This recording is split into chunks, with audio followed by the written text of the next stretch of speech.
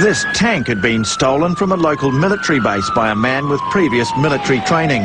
No one knows for sure what he was trying to do, but the theory is that he was heading for government buildings in downtown San Diego. The scary part was that it was obvious that the suspect was familiar with the tank. We immediately got information that there were no munitions in the tank. However, if he could get to the tank, get the tank out, there was no reason to believe that he couldn't get a large shell into the cannon of the tank. In those films, you see all the vehicles behind, which are all police vehicles, keeping the public at a safe distance. If he had brought a shell into that tank, which would be quite possible, and fired that, it would have cleared 163 in the northbound lanes for many miles. There's a tank in my street. It drove through it. I mean, it demolished it.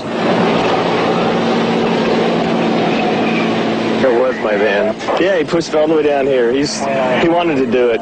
He saw it in his eyes. He was having a good time, so.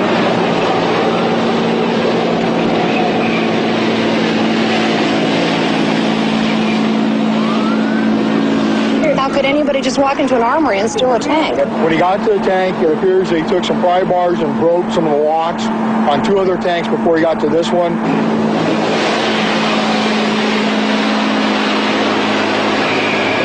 Put a tanker bar. We can stop it with a tanker bar. The police weigh up their options. One was to enter the compartment not knowing if the individual was armed.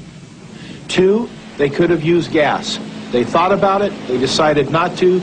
Gas would cause the driver to possibly be debilitated and go out of control. And 3, if the officers had entered the compartment when it was gassed, they would be debilitated.